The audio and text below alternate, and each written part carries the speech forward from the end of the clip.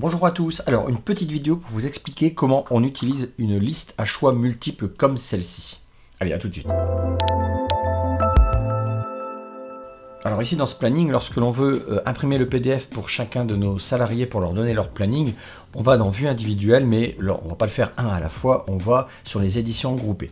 Alors si on clique une seule fois sur ces tâches, eh bien en fait ça sert à rien, puisque nous notre objectif c'est soit de prendre tout le monde, soit d'en prendre une partie, en fait un choix multiple. Alors ici j'ai cliqué sur une personne et effectivement je n'arrive pas à m'en débarrasser. Si je reclique dessus ça ne marche pas.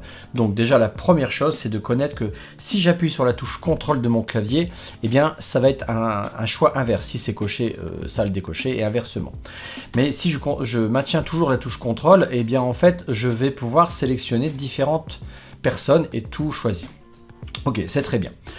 Maintenant, si je veux, alors je vais annuler cette sélection, et si je veux choisir tout le monde, eh bien, comme il n'y a rien de sélectionné, je vais simplement dire sélection inversée. Donc là, sélection inversée, ben, ça marche comme un interrupteur.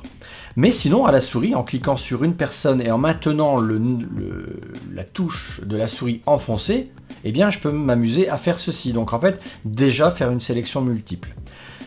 Sans faire comme ça, je peux appuyer sur la touche majuscule, puisque si je vais directement, j'appuie sur la touche majuscule, la touche Shift, et je vais directement sur Eric, là je vais sélectionner de A à N. Et maintenant, si j'appuie sur la touche CTRL, je pourrais faire une autre sélection. D'accord? Donc voilà. Et bien sûr, rappelez-vous, la version de sélection, bah, ça marche toujours dans ce sens-là.